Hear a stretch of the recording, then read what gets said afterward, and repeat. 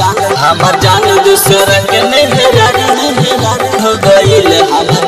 हमर जान दूसरा के मेहरारू हो गइल।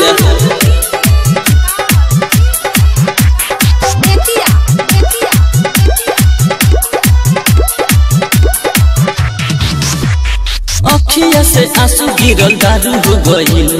अखिया से आंसू गिरल दारू हो गइल। हमर जान दूसरा के मेहरारू हो गइल। हमर माल दूसरा के मेहरारू हो गइल। अखिया से आंसू गिरल दारू हो गइल। अखिया से आंसू गिरल दारू हो गइल। हमर जान दूसरा के मेहरारू हो गइल। हमर माल दूसरा के मेहरारू हो गइल। हमर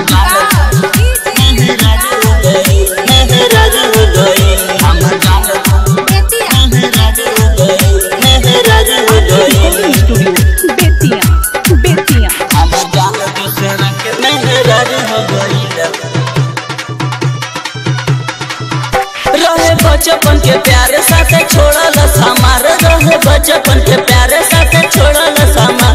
मांग से नुराऊ भरी देल दुनिया उजर। छपल अखबार के कहानी हो गइल।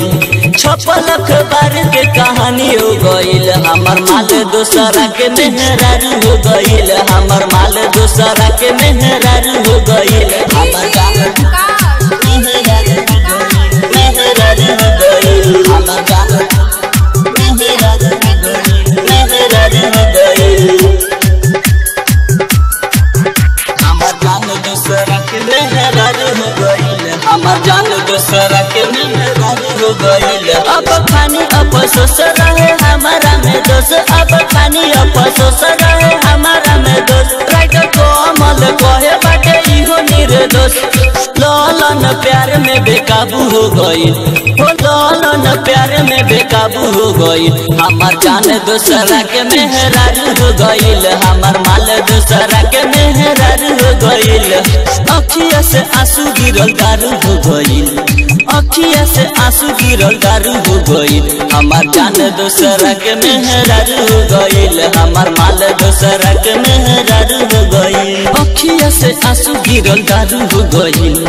अखिया से आंसू गिरल दारू हो गइल। हमर जान दूसरा के मेहरारू हो गइल। हमर माल दूसरा के मेहरारू हो गइल। अखिया से आंसू गिरल दारू हो गइल।